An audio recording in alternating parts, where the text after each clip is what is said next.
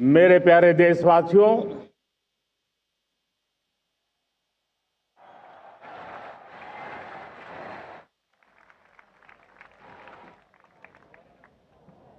आजादी का ये महापर्व 140 करोड़ संकल्पों का पर्व है। आजादी का ये पर्व सामूहिक सिद्धियों का गौरव का पल है और हृदय उमंग से भरा हुआ है। देश एकता की भावना को निरंतर मजबूती दे रहा है। 140 करोड़ देशवासी आज तिरंगे के रंग में रंगे हैं। हर घर तिरंगा, भारत के हर कोने से, चाहे रेगिस्तान हो या हिमालय की चोटियां, समंदर के तट हो या घनी आबादी वाले क्षेत्र, हर तरफ से एक ही गुंज है, एक ही जयकारा है। हमारी प्राण से भी प्यारी मातृभूमि का जयगान है।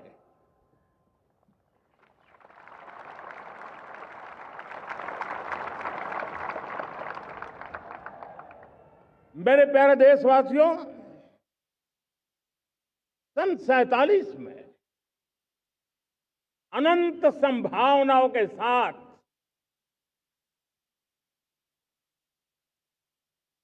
कोटि कोटि भुजाओं के सामर्थ्य के साथ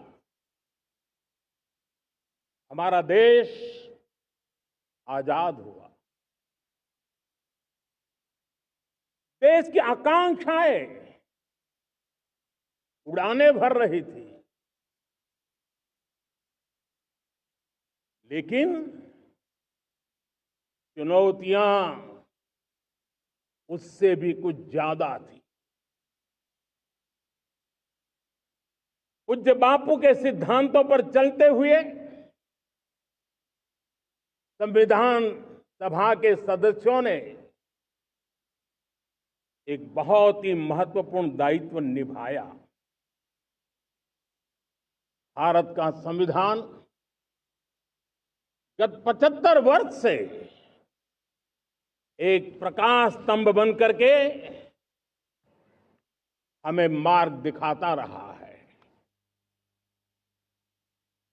भारत के संविधान निर्माता अनेक विद महापुरुष डॉक्टर राजेंद्र प्रसाद, बाबा साहब आंबेडकर,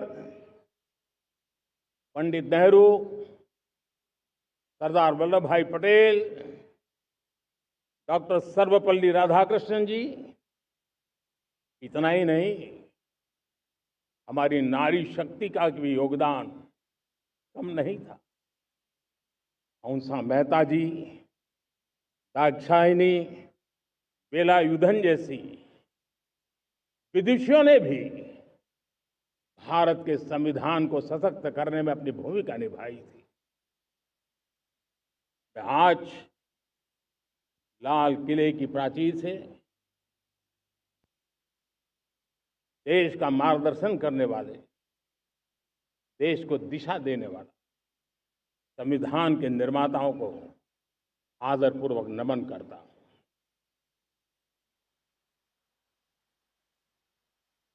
मेरे प्यारे देशवासियों, हम आज डॉक्टर श्यामा प्रसाद मुखर्जी की 125वीं जयंती भी मना रहे हैं। डॉक्टर श्यामा प्रसाद मुखर्जी भारत के संविधान के लिए बलिदान देने वाले देश के पहले महापुरुष थे। संविधान के लिए बलिदान, धारा 370 की दीवार गिराकर एक देश एक संविधान के मंत्र को जब हमने साकार किया तो हमने डॉक्टर श्यामा प्रसाद मुखर्जी को सच्ची श्रद्धांजलि दी। लाल किले पर आज कई विशेष महानुभाव उपस्थित हैं। दूर सुदूर गांव के पंचायतों के सदस्य हैं, ड्रोन दीदी के प्रतिनिधि हैं, लखपति दीदी की प्रतिनिधि हैं, खेल जगत से जुड़े लोग हैं, राष्ट्र जीवन में कुछ न कुछ देने वाले यहां महानुभाव उपस्थित हैं। एक प्रकार से यहां मेरी आंखों के सामने मैं लघु भारत के दर्शन कर रहा हूं और टेक्नोलॉजी के माध्यम से विशाल भारत के साथ भी आज लाल किला जुड़ा हुआ है। मैं आजादी के इस महापर्व पर देशवासियों का, विश्व भर में फैलाए हुए भारत प्रेमियों का, हमारे मित्रों का हृदय से बहुत बहुत अभिनंदन करता हूं। साथियों, प्रकृति हम सब की परीक्षा ले रही है। पिछले कुछ दिनों में प्राकृतिक आपदाएं, भूस्खलन, बादलों का फटना, न जाने कितनी कितनी आपदाएं हम झेल रहे हैं। पीड़ितों के साथ हमारी संवेदना है। राज्य सरकारें और केंद्र सरकार मिलकर के बचाव के काम, राहत के काम, पुनर्वसन के काम में पूरी शक्ति से जुटे हुए हैं। साथियों, आज 15 अगस्त का एक विशेष महत्व भी मैं देख रहा। मुझे बहुत गर्व हो रहा है। आज मुझे लाल किले की प्राचीर से ऑपरेशन सिंदूर के वीर जाबाजों को सैल्यूट करने का अवसर मिला है।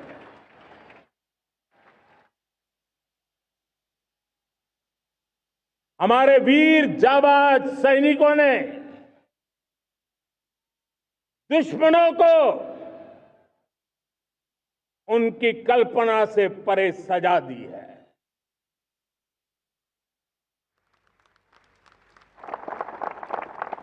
और इस अपील को पहलगाम में सीमा पार से आतंकियों ने आकर के जिस प्रकार का कत्ले आम किया, धर्म पूछ करके लोगों को मारा गया।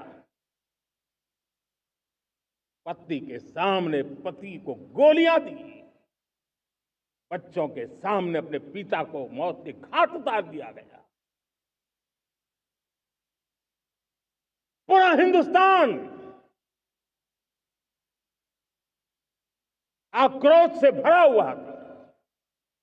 पूरा विश्व भी इस प्रकार से संहार से चौंक गया था। मेरे प्यारे देशवासियों, ऑपरेशन सिंदूर उसी आक्रोश की अभिव्यक्ति है।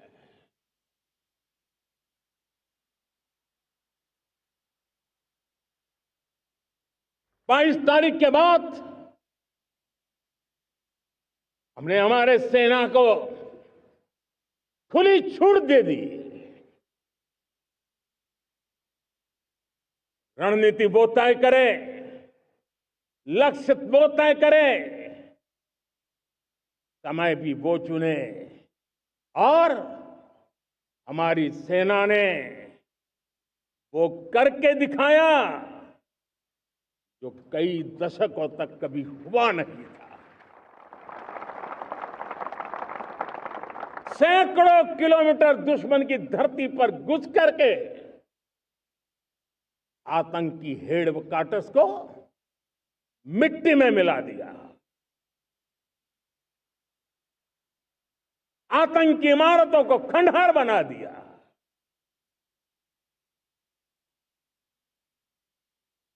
पाकिस्तान की नींद अभी भी उड़ी हुई है।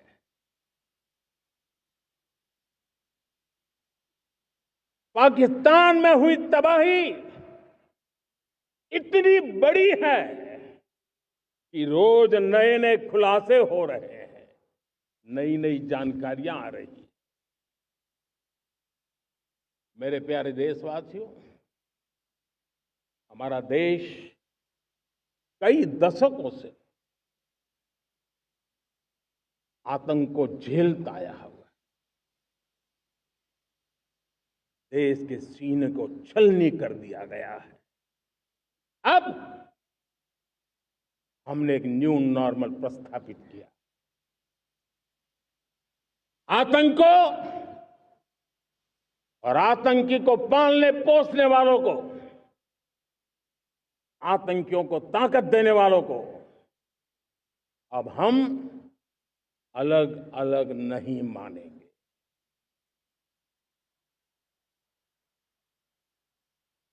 वो मानवता के समान दुश्मन है, उनके बीच कोई फर्क नहीं है। अब भारत ने तय कर लिया है कि न्यूक्लियर की धमकियों को अब हम सहने वाले नहीं हैं। न्यूक्लियर ब्लैकमेल लंबे अरसे से चलाया, अब वो ब्लैकमेल नहीं सहा जाएगा।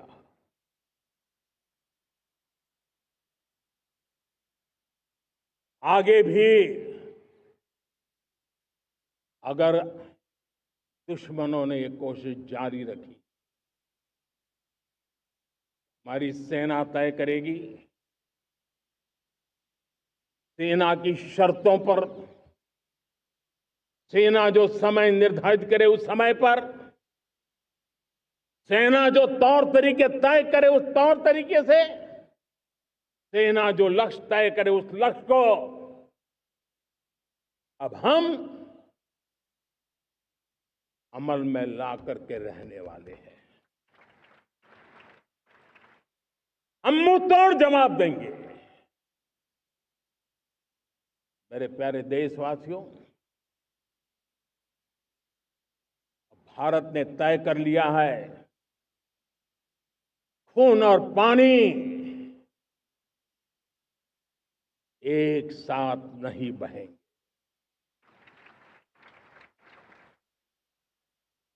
अब देशवासियों को भली भांति पता चला है कि सिंधु का समझौता कितना अन्यायपूर्ण है, कितना एक तरफा है। भारत से निकलती नदियों का पानी दुश्मनों के खेत को सींच रहा है और मेरे देश के किसान, मेरे देश की धरती पानी के बिना प्यासी है।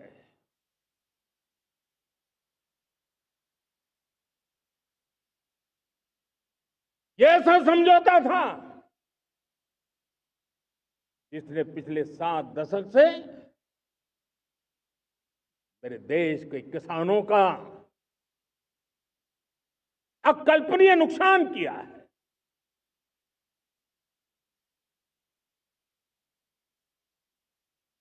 अब हिंदुस्तान के हक का जो पानी है उस पर अधिकार सिर्फ और सिर्फ हिंदुस्तान का है, हिंदुस्तान के किसानों का है। भारत कतई सिंधु समझौते को, उस स्वरूप को दशकों तक सहा है, उस स्वरूप को आगे नहीं सहा जाएगा। किसान हित में, राष्ट्र हित में ये समझौता हमें मंजूर नहीं है। मेरे प्यारे देशवासियों, आजादी के लिए असंख्य लोगों ने बलिदान दी, अपनी जवानी खपा दी, जेलों में जिंदगी गुजारी है, फांसी के तख्त पर लटके हैं, कुछ लेने पाने बनने के लिए नहीं, मां भारती के स्वाभिमान के लिए, कोटि कोटि जनों की आजादी के लिए, गुलामी की जंजीरों को तोड़ने के लिए।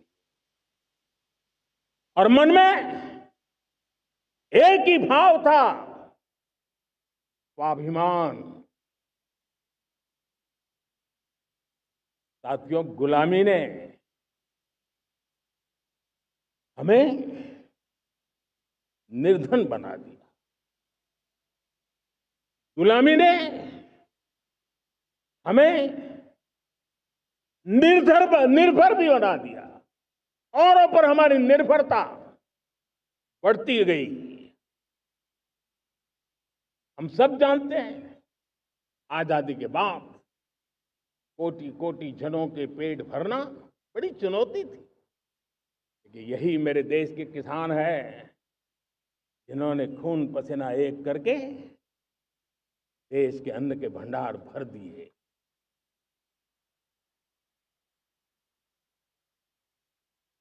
अनाज के संबंध में देश को आत्मनिर्भर बना दिया। एक राष्ट्र के लिए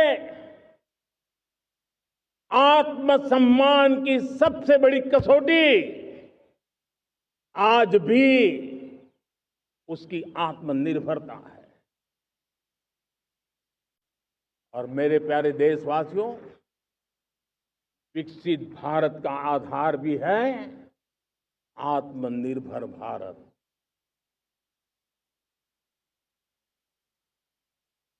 जो दूसरों पर ज्यादा निर्भर रहता है, उसकी आजादी पर उतना ही बड़ा प्रश्न चिन्ह लग जाता है। और दुर्भाग्य तो तब बन जाता है जब निर्भरता की आदत लग जाए, पता ही ना चले हम कब आत्मनिर्भरता छोड़ रहे हैं और कब किसी के निर्भर हो जाते हैं। ये आदत खतरे से खाली नहीं है और इसलिए प्रतिपल जागरूक रहना पड़ता है आत्मनिर्भर होने के लिए। और मेरे प्यारे देशवासियों, आत्मनिर्भरता का नाता सिर्फ आयात और निर्यात, रुपये, पैसे, पाउंड, डॉलर यहां तक सीमित नहीं है। इतना सीमित अर्थ उसका नहीं है। आत्मनिर्भरता का नाता हमारे सामर्थ्य से जुड़ा हुआ है। और जब आत्मनिर्भरता खत्म होने लगती है तो सामर्थ्य भी निरंतर क्षीण होता जाता है। और इसलिए हमारे सामर्थ्य को बचाए रखने, बनाए रखने और बढ़ाए रखने के लिए आत्मनिर्भर होना बहुत अनिवार्य है। साथियों, हमने ऑपरेशन सिंदूर में देखा है मेड इन इंडिया की कमाल क्या थी। दुश्मन को पता तक न चला कि कौन से शस्त्रास्त्र है, ये कौन सा सामर्थ्य है जो पलक भर में उनको नष्ट कर रहा है। सोचिए, अगर हम आत्मनिर्भर होते न होते तो क्या ऑपरेशन सिंदूर इतनी त्वरित गति से हम कर पाते? पता नहीं कौन सप्लाई देगा नहीं देगा, साजो सामान मिलेगा नहीं मिलेगा, इसी की चिंता बनी रहती। लेकिन हमें मेड इन इंडिया की शक्ति हमारे हाथ में थी, सेना के हाथ में थी। इसलिए बिना चिंता, बिना रुकावट, बिना हिचकिचाहट हमारी सेना अपना पराक्रम करती रही। और ये पिछले 10 साल से लगातार डिफेंस के क्षेत्र में आत्मनिर्भरता पर हम एक मिशन लेकर के चले हैं, उसके नतीजे आज नजर आ रहे हैं। साथियों, मैं एक और विषय पर आपका ध्यान आकर्षित करना चाहता हूं। ये बात से कोई इनकार नहीं कर सकता कि 21वीं सदी टेक्नोलॉजी ड्रिवन सेंचुरी है। और जब टेक्नोलॉजी ड्रिवन है और इतिहास की तरफ नजर करें तो पता है, इतिहास गवाह है, जिन जिन देशों ने टेक्नोलॉजी में महारत हासिल की, वो देश विकास की ऊंचाइयों को पार कर गए, शिखर पर पहुंच गए। आर्थिक शक्ति नए पैमाने पर पहुंचती गई। हम जब टेक्नोलॉजी के अलग अलग आयामों की बात करते हैं तो मैं आपका ध्यान आकर्षित करता हूं सेमीकंडक्टर्स पे। उदाहरण के तौर पे बताता हूं, मैं यहां लाल किले से किसी सरकार की आलोचना करने के लिए खड़ा नहीं हुआ और नहीं मैं करना चाहता, लेकिन देश की युवा पीढ़ी को जानकारी होना भी उतना जरूरी है। हमारे देश में 50-60 साल पहले सेमीकंडक्टर को लेकर के फाइलें शुरू हुई। 50-60 साल पहले फैक्ट्री का विचार चालू हुआ। आप मेरे नौजवानों जानकर के हैरान हो जाएंगे, आज सेमीकंडक्टर जो पूरी दुनिया की एक ताकत बन गया है, 50-60 साल पहले वो विचार, वो फाइलें अटक गई, लटक गई, अटक गई। सेमीकंडक्टर के विचार की ही भ्रूण हत्या हो गई। 50-60 साल गवा दिए। हमारे बाद कई देश सेमीकंडक्टर में आज महारत हासिल करके दुनिया में अपनी ताकत को प्रस्थापित कर रहे हैं। साथियों, आज हमने उस बोझ से मुक्त होकर के मिशन मोड में सेमीकंडक्टर के काम को आगे बढ़ाया है। 6 अलग अलग सेमीकंडक्टर के यूनिट्स जमीन पर उतर रहे हैं। 4 नए यूनिट्स को हमने ऑलरेडी हरी झंडी दिखा दी है, ग्रीन सिग्नल दे दिया है। और देशवासियों और मेरे खास करके नौजवानों और विश्व भर में भारत की टेक्नोलॉजी की ताकत को समझने वाले लोगों को भी कहना चाहूंगा, इसी वर्ष के अंत तक मेड इन इंडिया भारत की बनी हुई, भारत में बनी हुई, भारत के लोगों द्वारा बनी हुई मेड इन इंडिया चिप्स बाजार में आ जाएगी।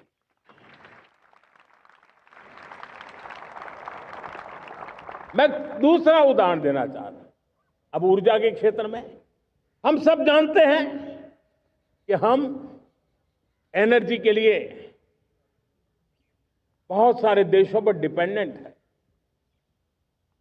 पेट्रोल हो, डीजल हो, गैस हो, लाखों करोड़ रुपए हमें खर्च करके लाना पड़ता है। हमें इस संकट से देश को आत्मनिर्भर बनाना, ऊर्जा में आत्मनिर्भर बनाना बहुत जरूरी है।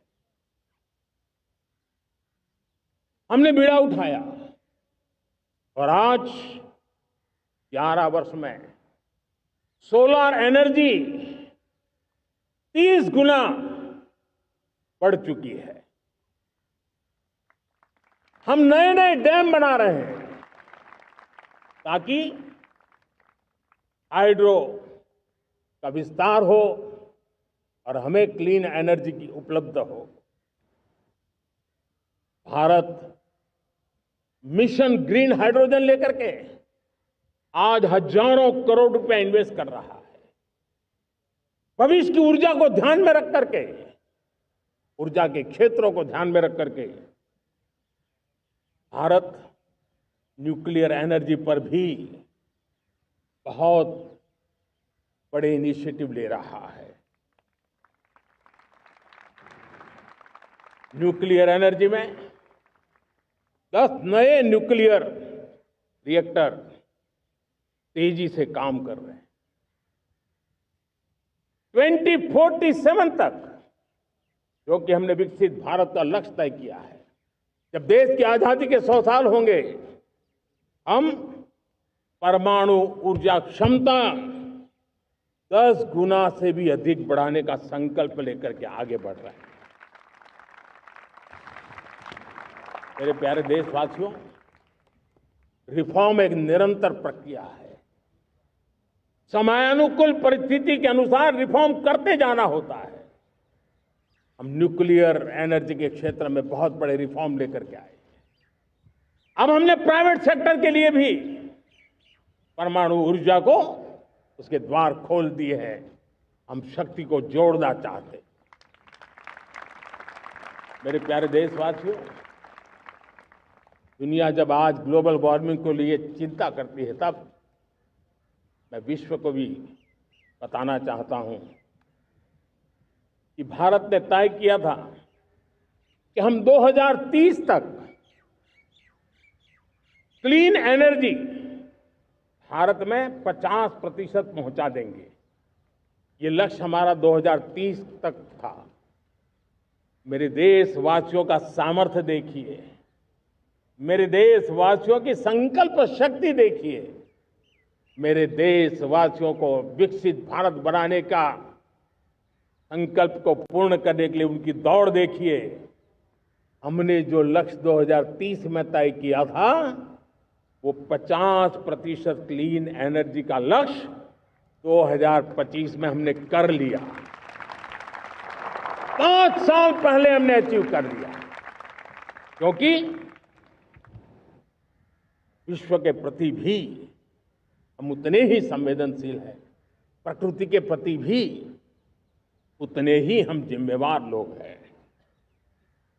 मेरे प्यारे देशवासियों, बजट का बहुत बड़ा हिस्सा ये पेट्रोल, डीजल, गैस, इन सबको लाने के लिए खर्च होता था। लाखों करोड़ रुपए चले जाते थे। अगर हम ऊर्जा में डिपेंडेंट न होते, तो वो धन मेरे देश के नौजवानों के भविष्य के लिए काम आता। वो धन मेरे देश के गरीबों को गरीबी के खिलाफ लड़ाई लड़ने में काम आता। वो धन मेरे देश के किसानों के कल्याण में काम आता। वो धन मेरे देश के गांव की परिस्थिति को पलटने के लिए काम आता। लेकिन हमें विदेशों को देना पड़ रहा।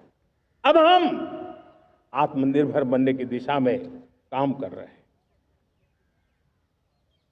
देश को विकसित बनाने के लिए हम अब समुद्र मंथन की तरफ भी जा रहे हैं। हमारे समुद्र के मंथन को आगे बढ़ाते हुए हम समुद्र के भीतर के तेल के भंडार, गैस के भंडार, उसको खोजने की दिशा में एक मिशन मोड में काम करना चाहते हैं। और इसलिए भारत ने national deep water exploration mission शुरू करने जा रहा है। ये ऊर्जा इंडिपेंडेंट बनने के लिए ये हमारी महत्वपूर्ण घोषणा है। मेरे प्यारे देशवासियों, आज पूरा विश्व क्रिटिकल मिनरल को लेकर के बहुत ही सतर्क हो गया है। उसके सामर्थ्य को लोग भली भांति समझने लगे हैं।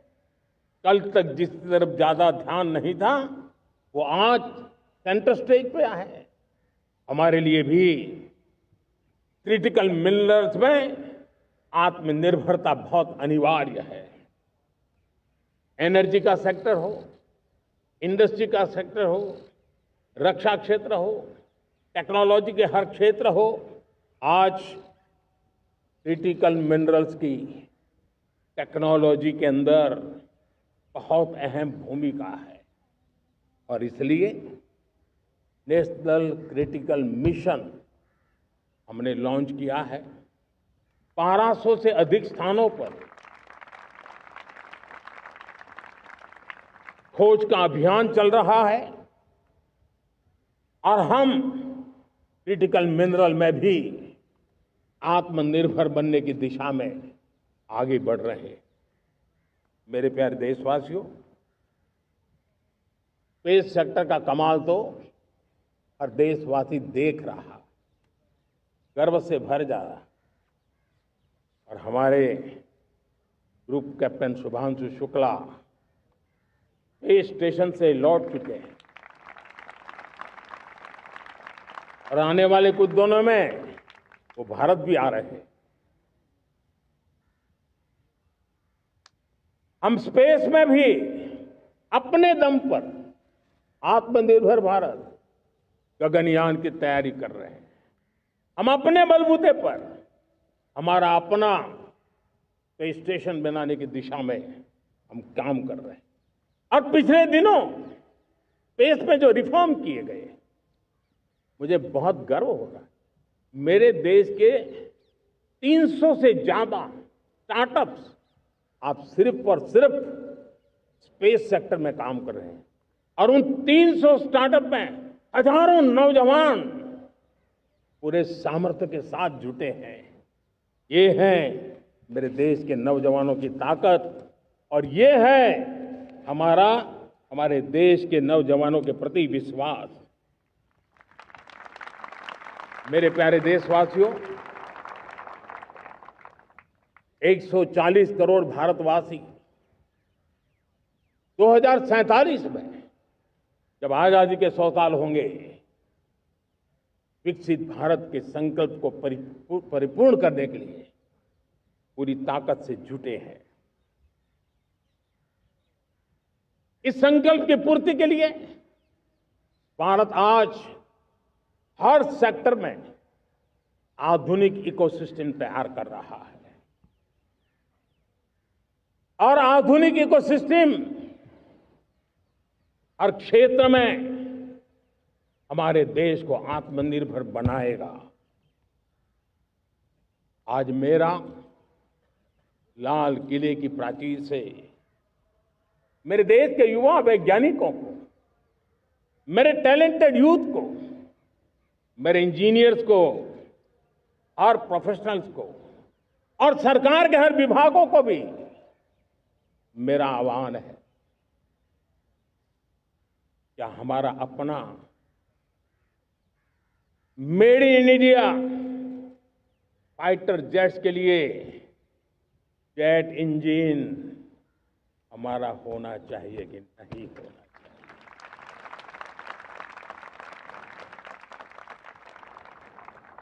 हम फार्मा ऑफ द वर्ल्ड माने जाते हैं। वैक्सीन में हम नए नए विक्रम स्थापित करते हैं, लेकिन क्या समय की मांग नहीं है हम रिसर्च और डेवलपमेंट में और ताकत लगाएं?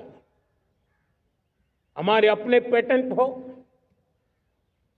हमारी अपनी बनाई हुई मानव जाति के कल्याण की सस्ते से सस्ती और सबसे कारगर नई नई दवाइयों की शोध हो, हर संकट में साइड इफेक्ट के बिना मानव जाति के कल्याण में काम आए। बायो 3 पॉलिसी भारत सरकार ने बनाई है।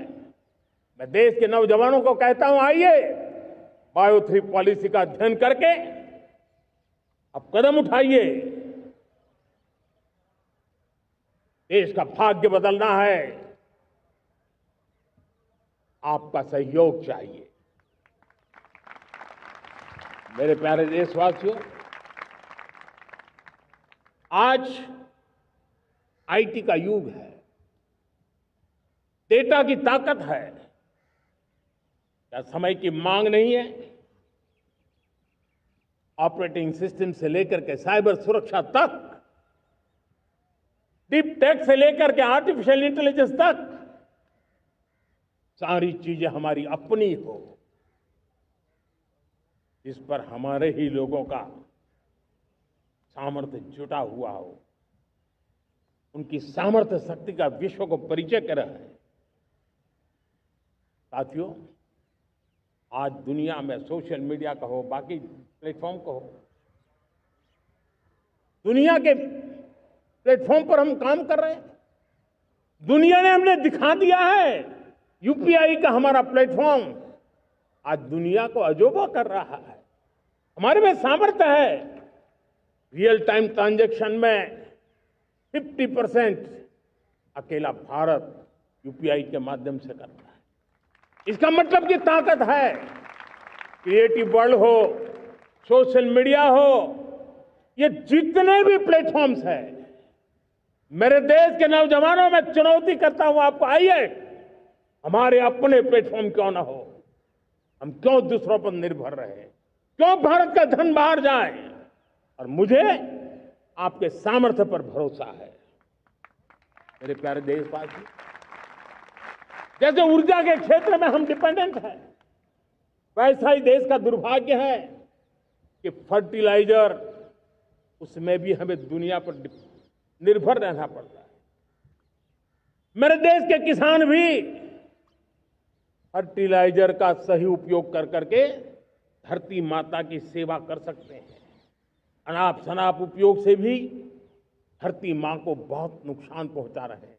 लेकिन साथ साथ मैं देश के नौजवानों को कहना चाहता हूं, देश के उद्योग जगत को कहना चाहता हूं, देश के प्राइवेट सेक्टर को कहना चाहता हूं, आइए हम फर्टिलाइजर के भंडार भर दें, हम नए नए तौर तरीके खोजें और भारत की आवश्यकता के अनुसार हम अपना फर्टिलाइजर तैयार करें। हम औरों पर निर्भर न रहे। साथियों, आने वाला युग ईवी का है। अब ईवी बैटरी क्या हम नहीं बनाएंगे? हम निर्भर रहेंगे? सोलर पैनल की बात हो, इलेक्ट्रिक व्हीकल्स के लिए जिन जिन चीजों की आवश्यकताएं हैं, वो हमारी अपनी होनी चाहिए।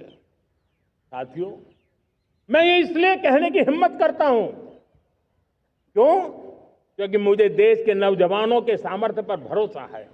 और भरोसा सिर्फ वो मेरे देश के नौजवान है इतने मात्र से नहीं है। कोविड के समय हम बहुत सारी चीजों पर निर्भर थे। तो मेरे देश के नौजवानों को कहा गया कि वैक्सीन हमारी अपनी चाहिए, देश ने करके दिखाया। कोविन प्लेटफॉर्म हमारा अपना होना चाहिए, देश ने करके दिखाया। करोड़ों करोड़ों लोगों की जिंदगी बचाने का काम हमने किया है।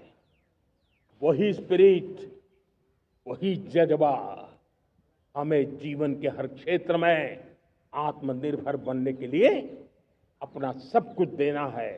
अपना जो बेस्ट है वो हमें दे करके रहना है। साथियों, पिछले 11 साल में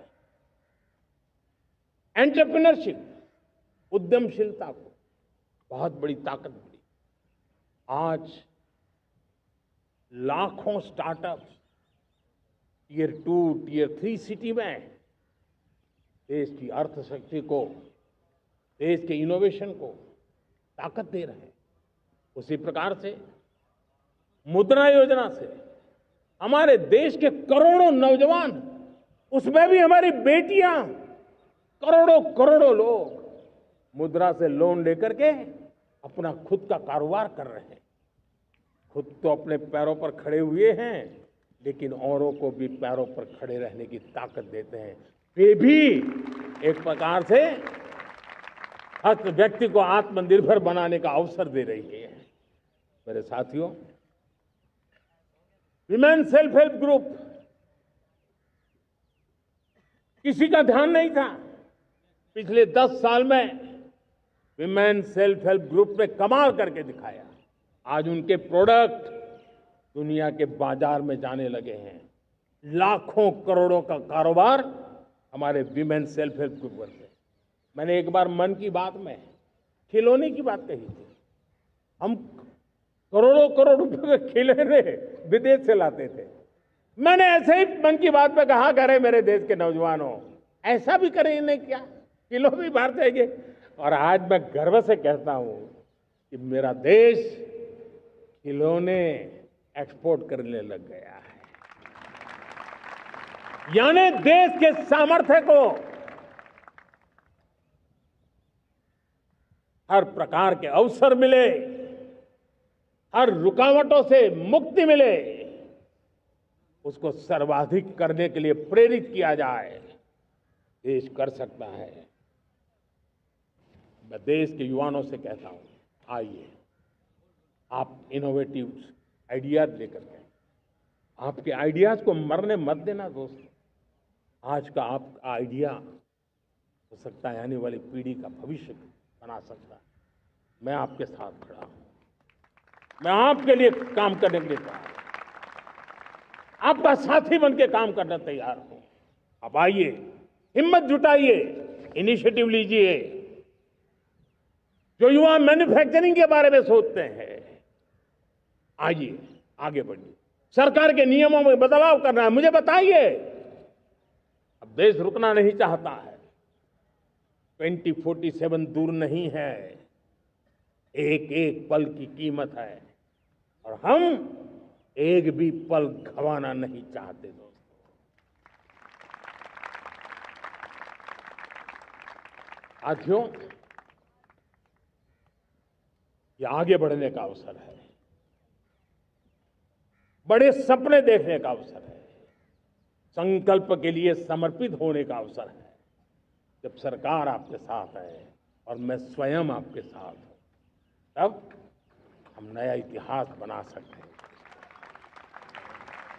साथियों, आज नेशनल मैन्युफैक्चरिंग मिशन पर बहुत तेजी से काम हो रहा है। हमारे एमएसएमईज, उसका लोहा दुनिया मानती है। ये दुनिया में बड़ी बड़ी चीजें बनती है ना, कुछ न कुछ तो औजार हमारे देश के एमएसएमईज के द्वारा जाते हैं, बड़े गर्व के साथ जाते हैं। लेकिन हम कॉम्प्रिहेंसिव इंटीग्रेटेड विकास की राह पर जाना चाहते हैं और इसलिए उनकी शक्ति बढ़े।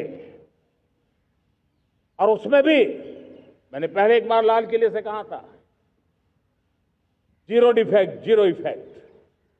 आज कहना चाहता हूं कि हमें विश्व बाजार में अपने सामर्थ्य का लोहा मनवाना है, तो हमें क्वालिटी में निरंतर नई ऊंचाइयों को पार करना। दुनिया क्वालिटी को स्वीकार करती है, हमारी गुणवत्ता सबसे ज्यादा हो और सरकार के भी प्रयास हो, रॉ मटेरियल की भी उपलब्धि हो, हमारी प्रोडक्शन की कॉस्ट कैसे कम हो, हम उसमें दम रह रहे।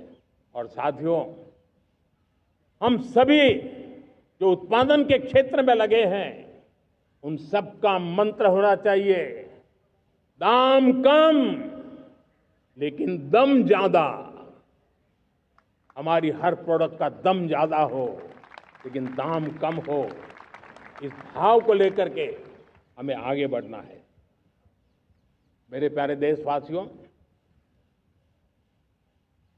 आजादी के लिए अनगिनत लोगों ने बलिदान दिए हैं। मैंने पहले भी कहा, जवानी खपा दी, फांसी पे लटक गए। क्यों? स्वतंत्र भारत के लिए। 75-100 साल पहले का वो कालखंड याद कीजिए।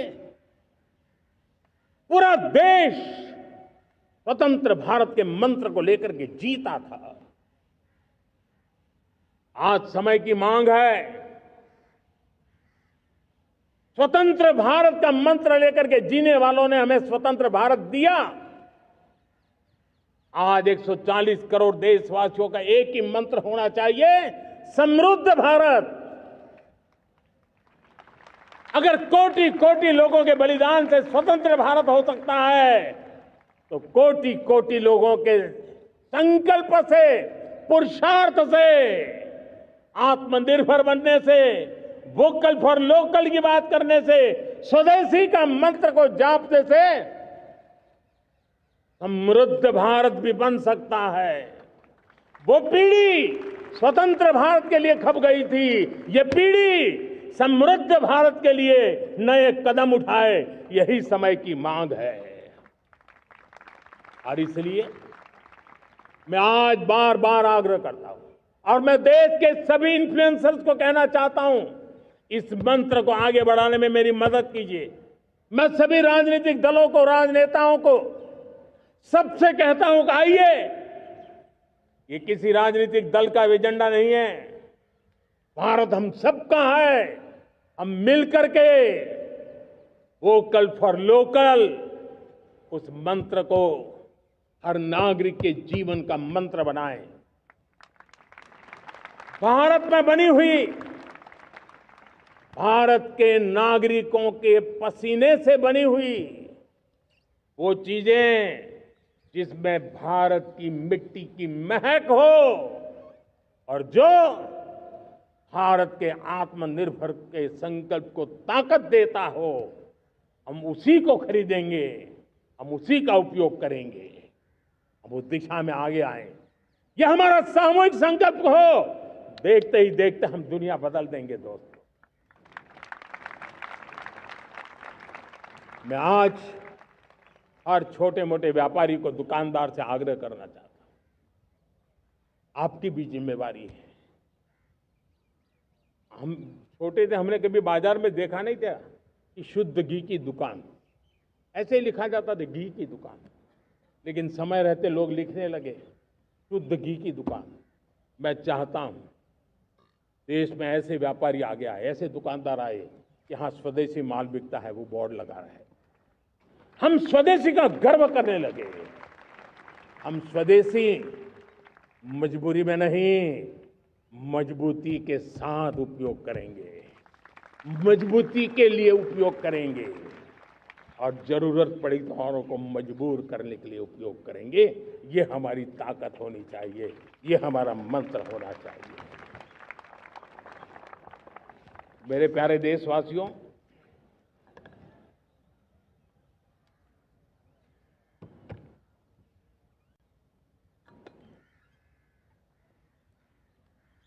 मुझे बहुत लंबे समय से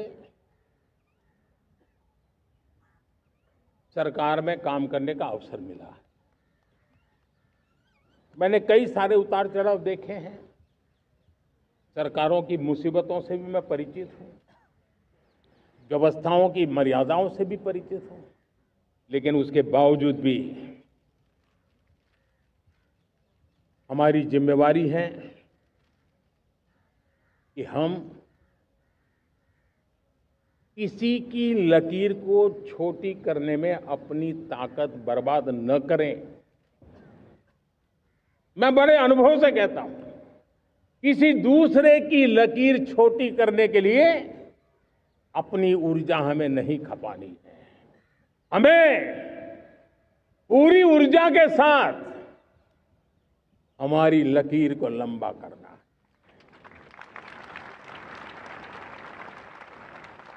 हम अगर अपनी लकीर लंबी करते हैं तो दुनिया भी हमारा लोहा मानेगी। आज जब वैश्विक परिस्थितियों में आर्थिक स्वार्थ दिनों दिन बढ़ रहा है, तब समय की मांग है कि हम उन संकटों के रोते बैठने की जरूरत नहीं है, हिम्मत के साथ हम अपनी लकीर को लंबी करें।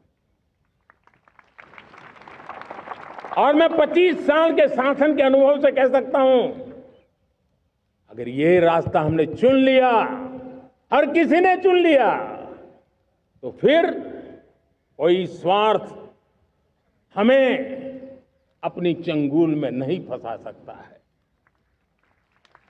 मेरे प्यारे देशवासियों, बीता दशक रिफॉर्म, परफॉर्म, ट्रांसफॉर्म कर रहा है, लेकिन अब हमें और नई ताकत से जुड़ना है। पिछले दिनों हमने कई रिफॉर्म्स किए। एफडीआई हो, इंश्योरेंस कंपनी की बात हो, विश्व की यूनिवर्सिटीज को भारत के अंदर स्थान देने की बात हो, कई रिफॉर्म्स किए हैं। 40,000 से ज्यादा अनावश्यक कंप्लायंसेस को हमने खत्म किया है। इतना ही नहीं, 1500 से अधिक पुराने कानून जो बाबा आदम के जमाने के थे, उन सबको हमने खत्म कर दिया है। हमने दर्जनों कानूनों को सरल करने के लिए संसद में जाकर के जनता के हितों को सर्वोपरि रख करके बदलाव किए हैं। इस बार भी हो हल्ला के बीच लोगों तक बात पहुंची नहीं होगी, लेकिन एक बहुत बड़ा रिफॉर्म इनकम टैक्स एक्ट में हुआ है। करीब 280 से ज्यादा धाराएं हमने समाप्त करने का निर्णय किया है। और साथियों, सिर्फ आर्थिक मोर्चे पर ही रिफॉर्म नहीं, हमने नागरिक के जीवन को भी आसान बनाने के लिए रिफॉर्म किए। इनकम टैक्स रिफंड की बात हो, रिफॉर्म का परिणाम है। फेसलेस असेसमेंट की बात हो, रिफॉर्म का परिणाम है। 12 लाख तक आज इनकम टैक्स से मुक्ति दे देना देश का जो भविष्य बनाने में उत्सुक है, ऐसा मेरा मध्यम वर्ग का परिवार आज पुला नहीं समा रहा है। कभी किसी ने सोचा नहीं था कि 12 लाख रुपए तक का इनकम टैक्स पर जीरो कर दिया जाएगा। आज कर लिया है। जब देश का सामर्थ्य बढ़ता है तो देशवासियों को लाभ मिलता है। अंग्रेजों के जमाने से दंड संहिता में हम दबे पड़े थे। दंड का भय दिखा करके जीवन चल रहा था। 75 साल आजादी के ऐसे ही गए। हमने दंड संहिता को खत्म कर दिया, न्याय संहिता को ले आए हैं। न्याय संहिता में भारत के नागरिक के प्रति विश्वास का भाव है। भारत के नागरिक के अंदर अपनेपन का भाव है, संवेदनशीलताओं से भरा हुआ है। हमने रिफॉर्म की यात्रा को तेज करने के लिए बीड़ा उठाया। हम बहुत तेजी से आगे बढ़ना चाहते हैं। मैं चाहता हूं देशवासियों, देश के लिए कर रहा हूं, मैं मेरे लिए नहीं कर रहा हूं, किसी का बुरा करने के लिए नहीं कर रहा हूं। मेरे राजनीतिक दल, मेरे प्रतिस्पर्धी साथी भी देश की उज्जवल भविष्य के लिए आगे आए, हमारा साथ दें। स्ट्रक्चरल रिफॉर्म्स की बात हो, रेगुलेटरी रिफॉर्म्स की बात हो, पॉलिसी रिफॉर्म की चर्चा हो, प्रोसेस रिफॉर्म की चर्चा हो, प्रोसीड्यूरल रिफॉर्म्स करने की जरूरत हो, हर प्रकार के रिफॉर्म्स ये आज हमने मकसद बना करके चले हैं। और मेरे प्यारे देशवासियों, नेक्स्ट जनरेशन रिफॉर्म्स के लिए हमें एक टास्क फोर्स गठित करने का निर्णय किया है। ये टास्क फोर्स समय सीमा में इस काम को पूरा करे। वर्तमान नियम, कानून, नीतियां, रीतियां 21वीं सदी के अनुकूल, वैश्विक वातावरण में अनुकूल और भारत को 2047 में विकसित राष्ट्र बनाने के संदर्भ में नए सिरे से तैयार हो और उसका समय सीमा में अपना कार्य पूरा करने के लिए इस टास्क फोर्स की रचना की है। साथियों, ये रिफॉर्म के कारण जो नए लोग अपना भविष्य बनाने चाहते हैं उनको तो हिम्मत मिलेगी। हमारे स्टार्टअप्स हो, हमारे लघु उद्योग हो, हमारे गृह उद्योग हो, उन लोग उद्यमियों को उनकी कंप्लायंस कॉस्ट बहुत कम हो जाएगी और उसके कारण उनको एक नई ताकत मिलेगी। जो एक्सपोर्ट की दुनिया में उनको लॉजिस्टिक सपोर्ट के कारण, व्यवस्थाओं में बदलाव के कारण उनको एक बहुत बड़ी ताकत मिलेगी। साथियों, ऐसे ऐसे कानून है हमारे देश में, छोटी छोटी चीजों के लिए जेल में डालने के कानून है। आप हैरान हो जाएंगे, किसी ने नजर नहीं दौड़ाई। मैं पीछे लगा हूं, ये मेरे देश के नागरिकों को जेल में बंद करने वाले जो अनावश्यक कानून है वो खत्म होने चाहिए। हम संसद में पहले भी बिल लाए थे, इस बार भी लेके आए हैं। साथियों, इस दिवाली में आपकी डबल दिवाली का काम मैं करने वाला हूं।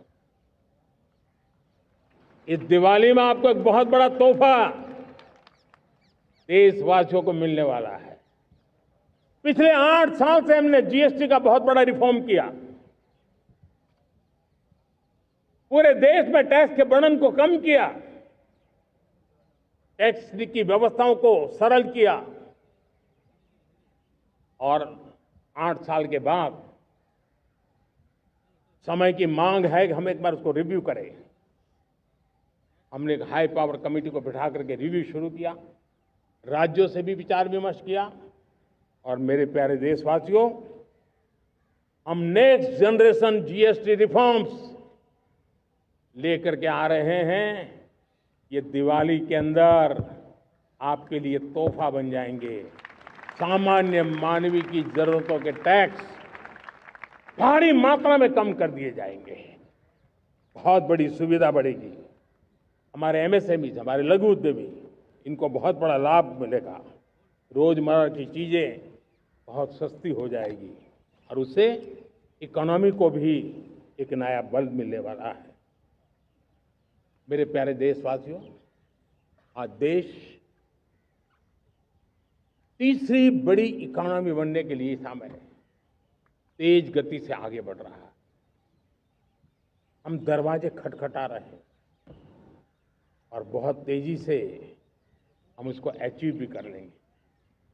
और कोई तो दिन होगा मैं आपके बीच आकर के लाल किले की प्राचीर से ये खबर भी सुनाऊंगा।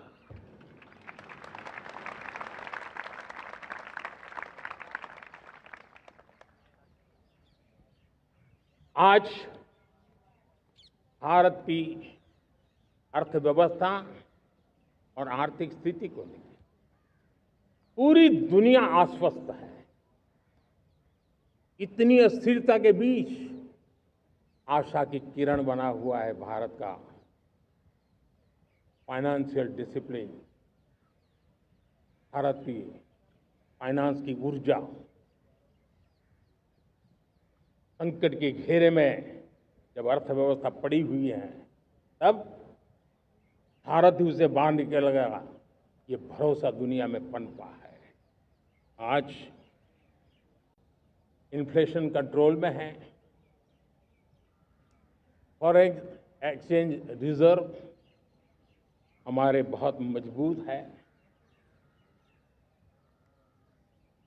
हमारे मैक्रो इकोनॉमिक इंडिकेटर्स बहुत मजबूत है। ग्लोबल रेटिंग एजेंसी भी लगातार भारत की सराहना करती हैं, भारत की अर्थव्यवस्था पर ज़्यादा से ज़्यादा विश्वास व्यक्त कर रही है। ये बढ़ती हुई अर्थव्यवस्था का लाभ मेरे देश के गरीबों को मिले, मेरे देश के किसानों को मिले, मेरे देश की नारी शक्ति को मिले, मेरे देश के मध्यम वर्ग को मिले, मेरे देश की विकास धारा को ताकत देने वाला बने। उस दिशा में हम नए नए प्रयास करें। आज युवाओं के लिए नए नए सेक्टर्स में हमारे नौजवानों के लिए अवसर बन रहे हैं। स्किल डेवलपमेंट, स्वरोजगार, बड़ी बड़ी कंपनियों में इंटर्नशिप, इस पर एक बहुत बड़े स्तर पर अभियान चल रहा है। और इसलिए देश के नौजवानों, आज मैं आपके लिए भी एक खुश खबर लेकर के आया। मेरे देश के नौजवानों के लिए आया। आज 15 अगस्त है। आज 15 अगस्त के ही दिन मेरे देश के युवाओं के लिए 1 लाख करोड़ रुपए की योजना हम चालू कर रहे हैं, लागू कर रहे हैं। आज से प्रधानमंत्री विकसित भारत रोजगार योजना आज ही 15 अगस्त को लागू हो रही है। ये आपके लिए बहुत खुशखबरी है। इस योजना के तहत निजी क्षेत्र में पहली नौकरी पाने वाले नौजवान को, बेटे बेटी को 15,000 रुपया सरकार की तरफ से दिए जाएंगे। कंपनियों को भी नए रोजगार देने के अवसर जो भी ज्यादा जुटाएगा उनको भी प्रोत्साहन राशि दी जाएगी।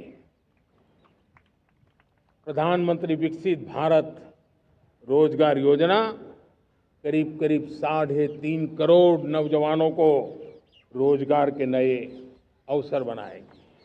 मैं सभी नौजवानों को इसके लिए बहुत बहुत बधाई देता हूं। मेरे प्यारे देशवासियों, आज भारत में नारी शक्ति का लोहा हर कोई मानने लगा। बढ़ती इकोनॉमी की लाभार्थी हमारी नारी है, लेकिन बढ़ती इकोनॉमी को गति देने में भी हमारी नारी का बहुत बड़ा योगदान भी, हमारी मातृशक्ति का योगदान है, हमारी स्त्री शक्ति का योगदान है। स्टार्टअप से लेकर स्पेस सेक्टर तक हमारी बेटियां छाई हुई हैं, खेल के मैदान में छाई हुई हैं, फौज में चमक रही है। आज गर्व के साथ नारी कंधे से कंधा मिला करके देश की विकास यात्रा में भागीदार हो रही। देश गर्व से भर गया जब एनडीए की विमेन कैडेट्स उनका पहला पास आउट हुआ था। पूरा देश गर्व से भर गया था। सारे टीवी चैनल उसी के पीछे लगे हुए थे। कितने बड़े गौरव की पल थी। Self help group, 10 crore self help group की बहनें क्या कमाल कर रही है। नमो ड्रोन दीदी नारी शक्ति की एक नई पहचान बनी। गांव में मुझे एक बहन मिली, वो कहती मुझे अब तो गांव वाले पायलट कह करके बुलाते हैं। बड़े गर्व से कह रही, ज्यादा पढ़ी लिखी नहीं थी लेकिन उसका रतबा पैदा हुआ है। साथियों, हमने 3 करोड़ महिलाओं को लखपति दीदी बनाने का संकल्प लिया था। 3 करोड़। और मुझे आज संतोष है कि हम तेज गति से काम कर रहे हैं। समय से पहले 3 करोड़ का लक्ष्य पार कर लेंगे। और आज मैं खुशी से देश को बताना चाहता हूं कि मेरे नारी शक्ति का सामर्थ्य देखिए। देखते ही देखते 2 करोड़ महिलाएं लखपति दीदी बन चुकी है। आज कुछ लखपति दीदी हमारे सामने बैठी है। ये है मेरे सामर्थ्य। और मेरा विश्वास है दोस्तों, भारत की विकास यात्रा में उनकी भागीदारी बढ़ने वाली। मेरे प्यारे देशवासियों, मेरे देश के किसानों का भारत की अर्थव्यवस्था में बहुत बड़ा योगदान है। भारत के किसानों की मेहनत रंग ला रही है। पिछले साल अनाज के उत्पादन में मेरे देश के किसानों ने के पुराने सारे विक्रम तोड़ दिए। ये सामर्थ्य है मेरे देश का।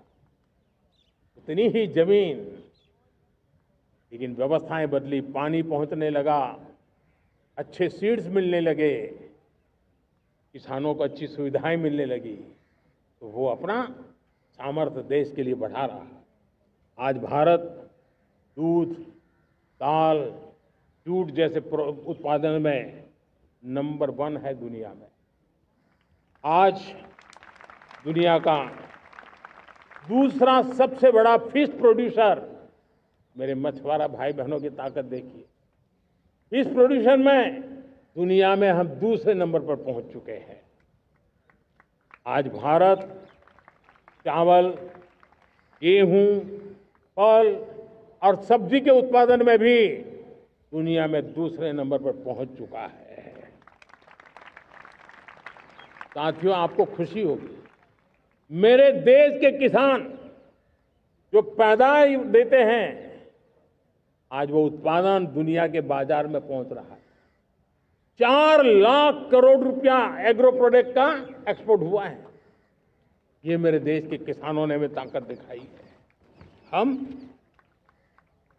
छोटे किसान हो, पशुपालक हो, मछुआरे हो, देश के विकास की अनेक योजनाओं का लाभ आज हम उन तक पहुंचा रहे हैं। पीएम किसान सम्मान निधि हो, रेन वाटर हार्वेस्टिंग हो, सिंचाई की योजनाएं हो, क्वालिटी सीड्स हो, फर्टिलाइजर की आवश्यकता हो, हर क्षेत्र में आज और किसान को एक भरोसा हो गया है फसल बीमा का। वो साहसिक बना रहा, उसका परिणाम भी देश को मिल रहा है। जो पहले कल्पना की बात थी आज हकीकत बन गई है। देशवासियों, हमारे देश के पशुधन को बचाने के हमें कोविड की वैक्सीन मुफ्त में मिली, वो तो याद है, लेकिन हम पशुधन के लिए भी अब तक 125 डोज मुफ्त में पशुओं को लगा चुके हैं। फूट एंड माउथ डिसीज से मुक्ति पाने के लिए, जो हमारा यहाँ उत्तर भारत में उसे खुरपका मुंहपका बीमारी कहते हैं, उससे बचाने के लिए 125 करोड़ डोज हम लगा चुके हैं और मुफ्त में लगा चुके हैं। हम खेती के मामले में देश के वो जिले जहां के किसान औरों से पीछे रह गए, किसी न किसी कारण से 100 जिले ऐसे हैं जहां अपेक्षाकृत कम खेती है, और इसलिए हमने 100 जिले आइडेंटिफाई किए हैं पूरे देश में से, और वहां के किसानों को एम्पावर करना, किसानों को शक्ति देना, किसानों को मदद करने का एक अभियान चलाया है। और इसके लिए पीएम धन धान्य कृषि योजना का आरंभ किया है। पीएम धन धान्य कृषि योजना वो देश के 100 जिले जहां थोड़ी सी भी मदद कर देंगे तो वहां का किसान भी भारत के अन्य किसानों की बराबरी कर देगा। मेरे प्यारे देशवासियों, भारत के किसान, भारत के पशुपालक, भारत के मछुआरे, ये हमारी सबसे बड़ी प्राथमिकता है। भारत के किसान, भारत के मछुआरे, भारत के पशुपालक, उनसे जुड़ी किसी भी अहितकारी नीति के आगे मोदी दीवार बन के खड़ा है।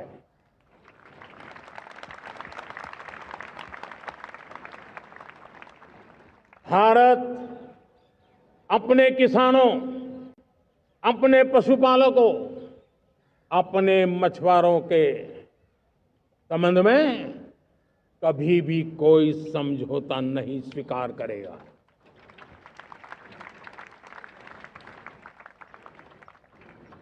प्यारे देशवासियों, गरीबी क्या होती है मुझे किताबों में पढ़ना नहीं पड़ा है, मैं जानता, सरकार में भी रहा हूं, और इसलिए मेरी कोशिश रही है कि सरकार फाइलों में नहीं होनी चाहिए। सरकार देश के नागरिकों की लाइफ में होनी चाहिए। दलित हो, पीड़ित हो, शोषित हो, वंचित हो, उनके लिए सकारात्मक रूप से सरकारें प्रोएक्टिव हो, सरकारें प्रो पीपल हो, उस दिशा में हम निरंतर प्रयास कर रहे हैं। समाज के हर जरूरत व्यक्ति के लिए, कुछ लोगों को लगता है कि सरकार की योजनाएं पहले भी आती थी, जी नहीं, हम सरकार की योजनाओं को जमीन पर उतार रहे हैं, सैचुरेशन पर बल देते हैं, और सामाजिक न्याय का अगर कोई सच्चा एजुकेशन है तो सैचुरेशन में है, जिसमें कोई हकदार छूटे नहीं, हकदार के घर तक सरकार जाए और उसे अपना हक की चीजें मिले, उसके लिए हम काम कर रहे हैं। जनधन अकाउंट जब खोले गए ना, वो सिर्फ बैंक का अकाउंट था ऐसा नहीं है, उसे एक स्वाभिमान मिला था कि बैंक के दरवाजे मेरे लिए भी खुलते हैं, मैं भी बैंक के दरवाजे में जाकर के टेबल पे हाथ रख करके बात कर सकता हूं। ये विश्वास हमने जगाया है।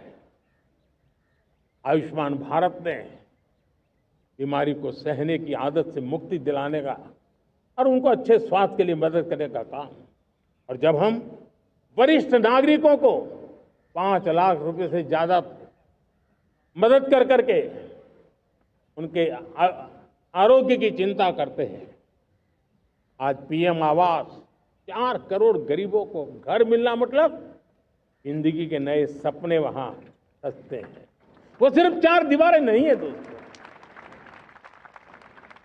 रेहड़ी पटरी वालों के लिए पीएम स्वनिधि योजना, जो कभी ब्याज के चक्कर में फंसा रहता था, आज पीएम स्वनिधि से रेहड़ी पटरी वाला भी, और आपने देखा वो यूपीआई से पैसे लेता है, यूपीआई से पैसे देता है।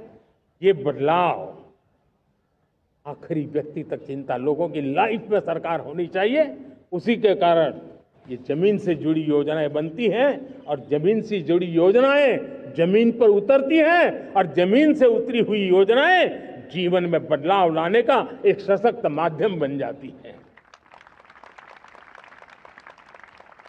एक समय था, गरीब हो, पीड़ित हो, आदिवासी हो, वंचित हो, दिव्यांग हो, हमारी विधवा माताएं बहनें हो, अपने हक के लिए दर दर भटकते रहते थे। सरकारी दफ्तरों में चक्कर लगाते लगाते जिंदगी पूरी हो जाती। आज सरकार आपके दरवाजे पर आती है, सैचुरेशन के अप्रोच को लेकर के आती है। करोड़ों लाभार्थियों को सरकारी योजनाओं का लाभ मिल रहा है। डायरेक्ट बेनिफिट ट्रांसफर एक बहुत बड़ा क्रांतिकारी काम हुआ है। साथियों, गरीबी हटाओ के नारे देश ने बहुत सुने हैं, लाल किले से भी सुने, और देश सुन सुन करके थक गया था और देश ने मान लिया था कि गरीबी हट नहीं सकती है।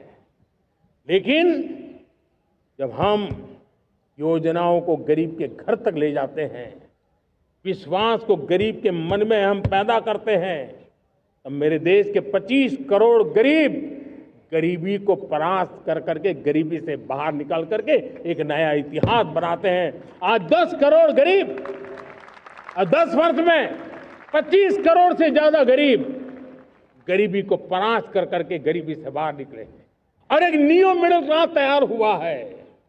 मेरे साथियों, ये न्यू मिडिल क्लास और मिडिल क्लास एक ऐसी जुगलबंदी है जिसमें एस्पिरेशन भी है, एफर्ट भी है। वो देश को आगे बढ़ाने के लिए बहुत बड़ा सामर्थ्य बनने वाली है। मेरे प्यारे देशवासियों, बहुत ही निकट भविष्य में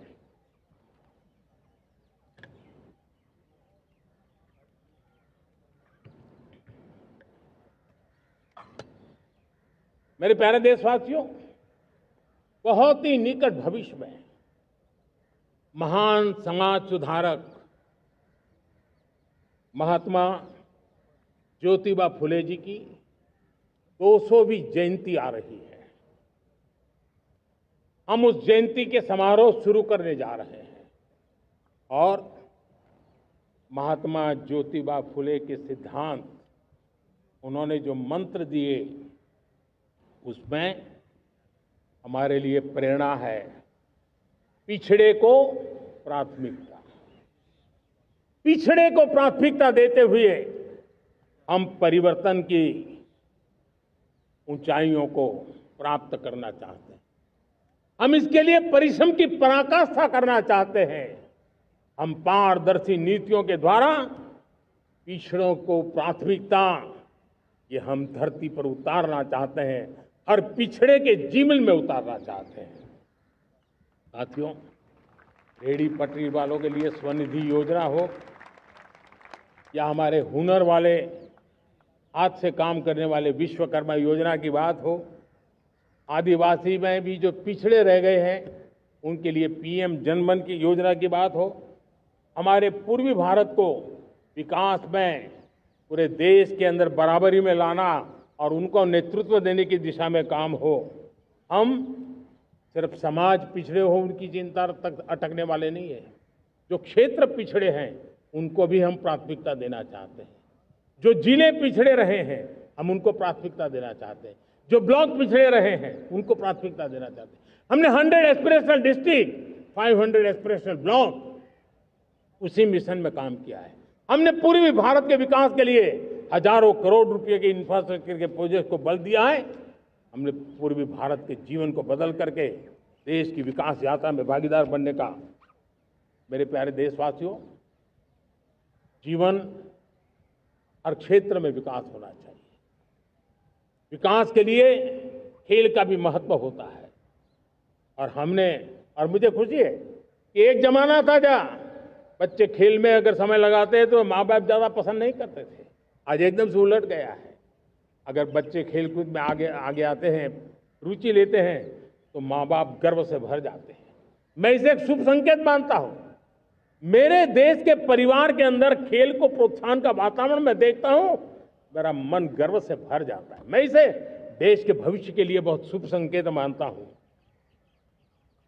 और साथियों, इस खेल को बढ़ावा देने के लिए हमने नेशनल स्पोर्ट्स पॉलिसी कई दशकों के बाद हम देश में खेलो भारत नीति को लेकर के आए हैं, ताकि एक खेल जगत का सर्वांगीण विकास का प्रयास हो।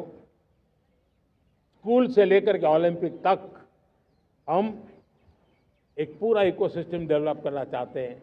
चाहे कोचिंग की व्यवस्था हो, फिटनेस की बात हो, खेल के मैदान हो, खेल की व्यवस्थाएं हो, खेल के लिए आवश्यक साधन हो, लघु उद्योगों को भी खेल के साधन बनाने में मदद करने की बात हो। यानी एक प्रकार से पूरा इकोसिस्टम हम दूर दराज के बच्चों तक पहुंचाना चाहते हैं। लेकिन साथियों, जब मैं फिटनेस की बात करता हूं, जब मैं खेलकूद की बात करता हूं, तब मैं एक चिंता भी आपके सामने रखना चाहता हूं। हमारे देश के हर परिवार को चिंता करनी चाहिए। मोटापा हमारे देश के लिए बहुत बड़ा संकट बनता जा रहा है। आने वाले वर्षों में लोग, जो पंडित लोग हैं वो कहते हैं, जो जानकार लोग कहते हैं, हर तीसरे व्यक्ति में एक व्यक्ति मोटापे का शिकार होगा। हमें मोटापे से बचना है, ओबेसिटी से बचना है। और इसलिए मैंने बाकी सब करना पड़ेगा, लेकिन एक छोटा सा सुझाव दिया था कि परिवार तय करे कि जब खाने का तेल घर में आएगा 10% कम ही आएगा और 10% कम ही उपयोग करेंगे, और हम ओबेसिटी के खिलाफ लड़ाई को जीतने की दिशा में हम अपना योगदान देंगे।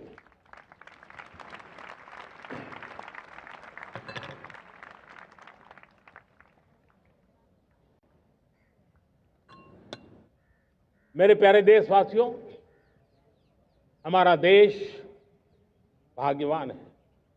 हजारों साल की विरासत के हम धनी हैं, और वो हमें निरंतर ऊर्जा मिलती है, प्रेरणा मिलती है, त्याग और तपस्या की राह मिलती है। आज गुरु तेग बहादुर, यह वर्ष गुरु तेग बहादुर जी का 350वां शहीदी वर्ष है। देश की संस्कृति की रक्षा, भारत के मूल्यों की रक्षा के लिए उन्होंने अपना सब कुछ न्योछावर कर दिया। मैं आज उनको नमन करता हूं। साथियों, हमारी संस्कृति की ताकत हमारी विविधता है। हम विविधता को सेलिब्रेट करना चाहते हैं। हम विविधता को सेलिब्रेट करने की आदत बनाना चाहते हैं। यह हमारा गौरव है कि हमारा भारत माँ का यह बगीचा कितने विविध प्रकार के फूलों से सजा हुआ है, कितनी विविधताएं हैं। ये विविधता हमारे लिए एक बहुत बड़ा, हमारी विरासत है, बहुत बड़ा गौरव है। हमने प्रयागराज के महाकुंभ में देखा भारत की विविधता को कैसे जिया जाता है। एक स्थान पर करोड़ों लोग, एक ही भाव, एक ही प्राण, एक ही प्रयास, दुनिया के लिए बहुत बड़ा अजूबा है। महाकुंभ की वो सफलता भारत की एकता की, भारत के सामर्थ्य की दुहाई देती है। साथियों, हमारा देश भाषाओं की विविधता से बहुत ही भरा हुआ है, पुलकित है। और इसीलिए हमने मराठी, असमिया, बांग्ला, पाली, प्राकृत को क्लासिकल लैंग्वेज का दर्जा दिया है। और मेरा मत है, हमारी भाषाएं जितनी विकसित होगी, हमारी सभी भाषाएं जितनी समृद्ध होगी, हमारे नॉलेज के सिस्टम को भी उतना ही बल मिलने वाला है। और हमारी वो ताकत है, आज जब डेटा का जमाना है ना, तो ये ताकत दुनिया के लिए भी बड़ी ताकत बन सकती है। इतना सामर्थ्य हमारी लैंग्वेज में। हमें हमारी सभी भाषाओं पर गर्व होना चाहिए। हमारी सभी भाषाओं के विकास के लिए हर किसी ने बनते हुए प्रयास करना चाहिए। साथियों, पांडुलिपि में हमारे ज्ञान के भंडार पड़े हैं, लेकिन उसके प्रति उदासीनता रही है। इस बार हमने ज्ञान भारतम योजना के तहत देश भर में जहां भी हस्तलिखित ग्रंथ है, जहां पांडुलिपियां हैं, सदियों पुराने जो दस्तावेज हैं, उनको खोज खोज करके आज की टेक्नोलॉजी का उपयोग करते हुए उस ज्ञान की समृद्धि को आने वाली पीढ़ियों के लिए काम आए, उस दिशा में काम कर रहे हैं। मेरे प्यारे देशवासियों, हमारा स्पष्ट मत है, यह देश सिर्फ सरकारें नहीं बनाती है, ये देश राज सत्ता पर विराजमान लोग ही नहीं बनाते हैं, ये देश शासन की धुरा संभालने वाले नहीं बनाते हैं। ये देश बनता है कोटि कोटि जनों के पुरुषार्थ से, ऋषियों के, मुनियों से, वैज्ञानिकों के, शिक्षकों के, किसानों के, जवानों के, सेना के, मजदूरों के, हर किसी के प्रयास से देश बनता है। हर किसी का योगदान होता है, व्यक्ति का भी होता है, संस्थाओं का भी होता है। आज मैं बहुत गर्व के साथ एक बात का जिक्र करना चाहता हूं। आज से 100 साल पहले एक संगठन का जन्म हुआ, राष्ट्रीय स्वयंसेवक संघ। 100 साल की राष्ट्र की सेवा एक बहुत ही गौरवपूर्ण स्वर्णिम पृष्ठ है। व्यक्ति निर्माण से राष्ट्र निर्माण के संकल्प को लेकर के 100 साल तक मां भारती का कल्याण का लक्ष्य लेकर के लक्षावधि स्वयंसेवकों ने मातृभूमि के कल्याण के लिए अपना जीवन समर्पित किया है। सेवा, समर्पण, संगठन और अप्रतिम अनुशासन, ये जिसकी पहचान रही है, ऐसा राष्ट्रीय स्वयंसेवक संघ दुनिया का ये सबसे बड़ा एनजीओ है। एक प्रकार से 100 साल का उसका समर्पण का इतिहास है। आज लाल किले की प्राचीर से 100 साल की इस राष्ट्र सेवा की यात्रा में योगदान करने वाले सभी स्वयंसेवकों को आदरपूर्वक स्मरण करता हूं और देश गर्व करता है राष्ट्रीय स्वयंसेवक संघ की इस 100 साल की भव्य समर्पित यात्रा को, और हमें प्रेरणा देता रहेगा। मेरे प्यारे देशवासियों, हम समृद्धि की ओर जा रहे हैं, लेकिन समृद्धि का रास्ता सुरक्षा से गुजरता है। पिछले 11 वर्षों में राष्ट्र सुरक्षा, राष्ट्र रक्षा, राष्ट्र के नागरिकों की रक्षा, इन सभी मोर्चों पर हमने पूरे समर्पण भाव से काम किया है। हम बदलाव लाने में सफल हुए हैं। यह देश जानता है कि हमारे देश का बहुत बड़ा जनजातीय क्षेत्र नक्सलवाद की चपेट में, माओवाद की चपेट में पिछले कई दशकों से लहूलुहान हो चुका था। सबसे ज्यादा नुकसान मेरे आदिवासी परिवारों को हुआ। आदिवासी माताओं बहनों ने अपने सपने के होनहार बच्चों को खो दिया। नौजवान बेटे गलत रास्ते पर खींच लिए गए, भटकाए गए, उनकी जीवन को तबाह कर दिया गया। हमने फौलादी हाथ से काम लिया। एक समय था, कभी 125 से ज्यादा जिलों में नक्सलवाद अपनी जड़ें जमा चुका था। माओवाद की चंगुल में हमारे जनजातीय क्षेत्र, हमारे जनजातीय नौजवान फंसे हुए थे और आज 125 जिलों में से कम होते होते हम 20 पर ले आए हैं। उन जनजातीय समाज की सबसे बड़ी हमने सेवा की है। और आप देखिए, एक जमाना था जब बस्तर को याद करते ही माओवाद, नक्सलवाद, बम बंदूक की आवाज सुनाई देती थी।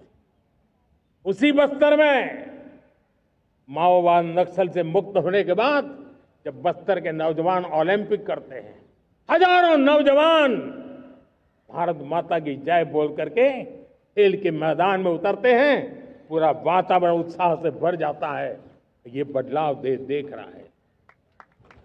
जो क्षेत्र कभी रेड कॉरिडोर के रूप में जाने जाते थे, वो आज विकास के ग्रीन कॉरिडोर बन रहे हैं। साथियों, हमारे लिए गर्व की बात है, भारत के नक्शे में जिन क्षेत्रों को लहूलुहान कर दिया गया था, लाल रंग से रंग दिया गया था, हमने वहां संविधान, कानून और विकास का तिरंगा फहरा दिया है। मेरे प्यारे देशवासियों, ये भगवान बिरसा मुंडा की 150वीं जयंती का अवसर है। तब इन जनजातीय क्षेत्रों को नक्सल से मुक्त कर करके, मेरे जनजातीय परिवार के नौजवानों की जिंदगी बचा करके हमने भगवान बिरसा मुंडा को एक सच्ची श्रद्धांजलि दी है।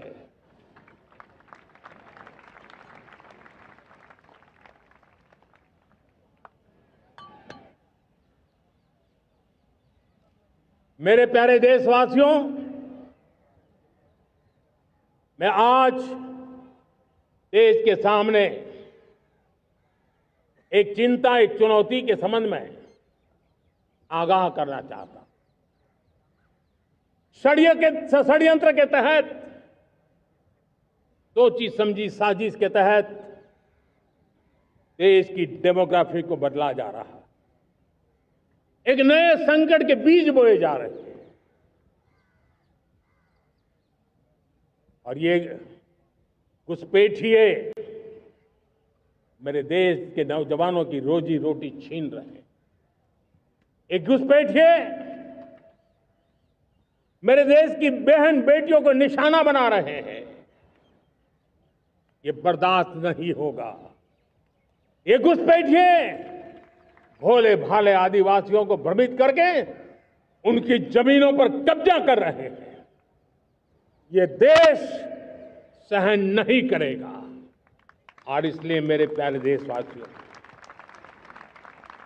जब डेमोग्राफी परिवर्तन होता है, सीमावर्ती क्षेत्रों में डेमोग्राफी में परिवर्तन होता है, तब राष्ट्रीय सुरक्षा के लिए संकट पैदा होता है। देश की एकता, अखंडता और प्रगति के लिए ये संकट पैदा, सामाजिक तनाव के बीज बो देता है। और कोई देश अपना देश घुसपैठियों के हवाले नहीं कर सकता है। दुनिया का कोई देश नहीं कर सकता है, तो हम भारत को कैसे कर सकते हैं? हमारे पूर्वजों ने त्याग और बलिदान से आजादी पाई है, हमें स्वतंत्र भारत दिया है। उन महापुरुषों के प्रति हमारा कर्तव्य है कि हम हमारे देश में ऐसी हरकतों को स्वीकार न करें। उनकी सच्ची श्रद्धांजलि होगी। और इसलिए मैं आज लाल किले की प्राचीर से कहना चाहता हूं, हमने एक हाई पावर्ड डेमोग्राफी मिशन शुरू करने का निर्णय किया है। ये मिशन, इस मिशन के द्वारा ये जो भीषण संकट नजर आ रहा है, भारत पे मंडरा रहा है जो संकट है, उसको निपटाने के लिए तय समय में सुविचारित, सुनिश्चित रूप से अपने कार्य को करेगा। उस दिशा में हम आगे बढ़ रहे हैं। मेरे प्यारे देशवासियों, कल जन्माष्टमी का पावन पर्व है। भगवान श्री कृष्ण का जन्मोत्सव देश में मनाया जाता है। साथियों, जब मुझे भगवान श्री कृष्ण याद आते हैं तो हम देख रहे हैं कि पूरे विश्व में आज युद्ध के तौर तरीके बदल रहे हैं। हमने देखा है कि भारत युद्ध के हर नए तौर तरीकों को निपटने में समृद्ध है। हमने ऑपरेशन सिंदूर में दिखा दिया है। टेक्नोलॉजी में जो भी महारत थी, पाकिस्तान ने हमारे सैन्य ठिकानों पर, हमारे एयरबेस पर, हमारे संवेदनशील स्थानों पर, हमारे आस्था के केंद्रों पर, हमारे नागरिकों पर मिसाइल्स, ड्रोन अनगिनत मात्रा में उन्होंने वार किया। देश ने देखा है, लेकिन देश को सुरक्षित रखने के जो प्रयास पिछले 10 साल में हुए हैं, उस ताकत का परिणाम था कि उनके हर हमले को हमारे जाबाजों ने और हमारी टेक्नोलॉजी ने तिनके की तरह बिखेर दी।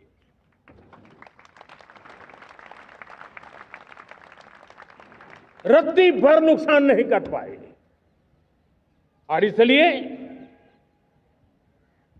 जब युद्ध के मैदान में टेक्नोलॉजी का विस्तार हो रहा है, टेक्नोलॉजी हावी हो रही है, तब राष्ट्र की रक्षा के लिए, देश के नागरिकों की सुरक्षा के लिए हमें भी, हमने जो आज महारत पाई है, वो महारत का और विस्तार करने की जरूरत है। हमने आज जो महारत पाई है, उसको लगातार अपग्रेडेड करते रहने की आवश्यकता है।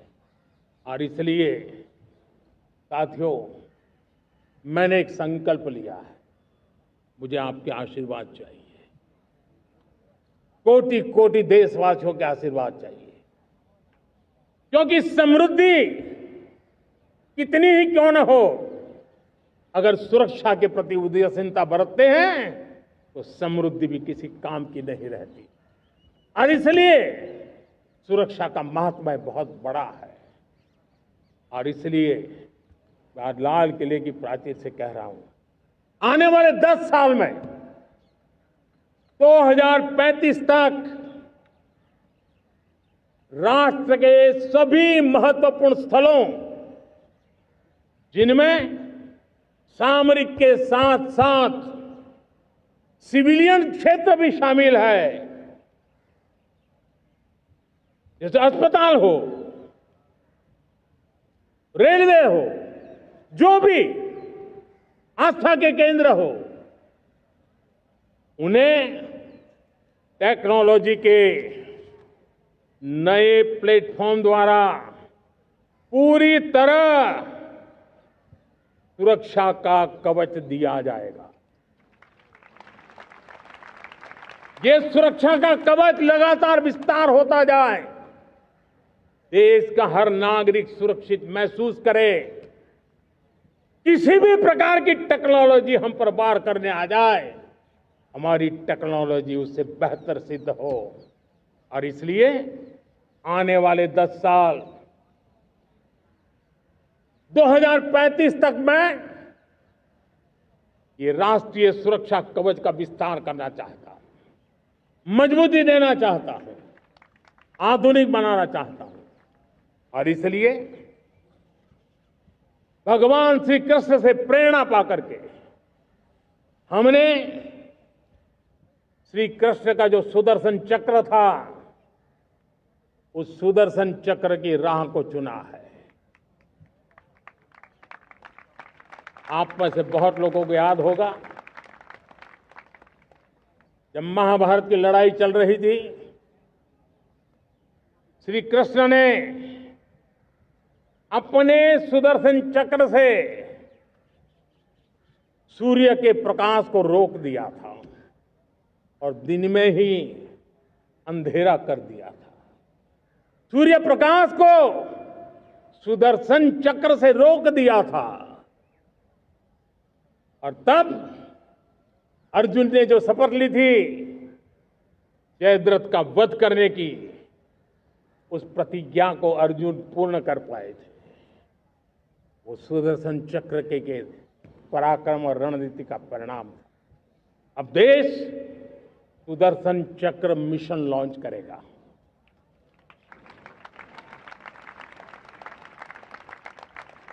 ये मिशन सुदर्शन चक्र एक पावरफुल वेपन सिस्टम दुश्मन के हमले को न्यूट्रलाइज तो करेगा ही करेगा, लेकिन कई गुना ज्यादा दुश्मन पर हिट बैक करेगा।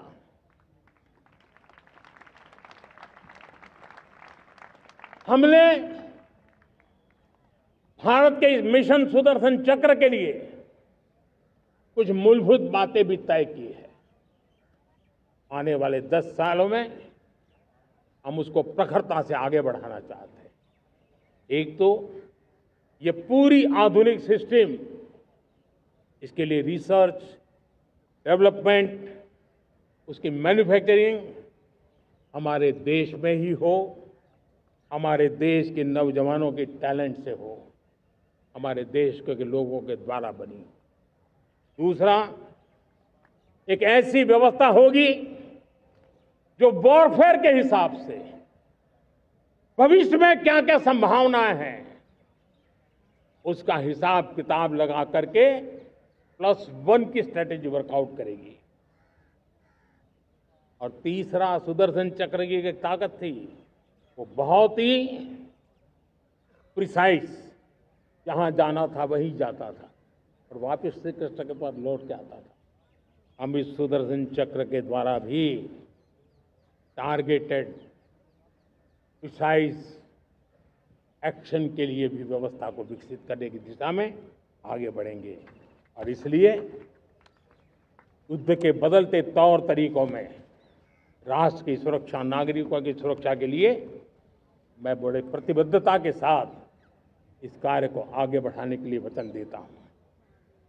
मेरे प्यारे देशवासियों, जब हम लोकतंत्र की बात करते हैं, स्वतंत्र भारत की बात करते हैं, तब हमारा संविधान हमारे लिए सर्वोच्च दीप स्तंभ होता है, हमारा प्रेरणा का केंद्र होता है।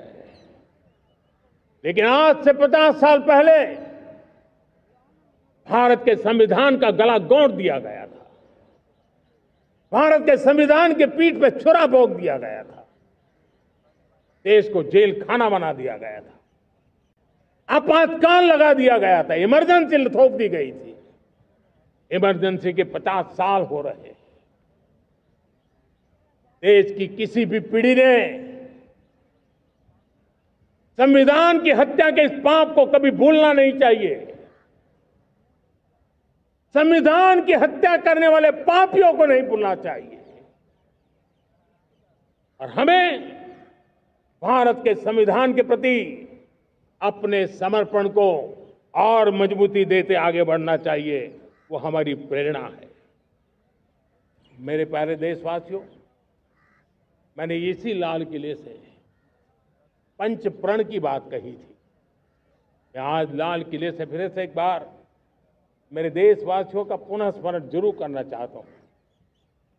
विकसित भारत बनाने के लिए न हम रुकेंगे, न हम झुकेंगे। हम परिश्रम की पराकाष्ठा करते रहेंगे और अपनी आंखों के सामने 2047 में विकसित भारत बना करके रहेंगे। मेरे प्यारे देशवासियों, हमारा दूसरा प्रण है कि हम हमारे जीवन में, हमारी व्यवस्थाओं में, हमारे नियम, कानून, परंपराओं में गुलामी का एक भी कण अब बचने नहीं देंगे। हम हर प्रकार की गुलामी से मुक्ति पाकर के ही रहेंगे। मेरे प्यारे देशवासियों, हम अपनी विरासत पर गर्व करेंगे। हमारी पहचान का सबसे बड़ा आभूषण, सबसे बड़ा गहना, सबसे बड़ा मुकुटमणि हमारी विरासत है। हम विरासत का गर्व करेंगे। मेरे प्यारे देशवासियों, इन सब के लिए एकता, ये मंत्र सबसे बड़ा शक्तिशाली मंत्र है। और इसलिए एकता की डोर को कोई काट न सके, ये हमारा सामूहिक संकल्प होगा।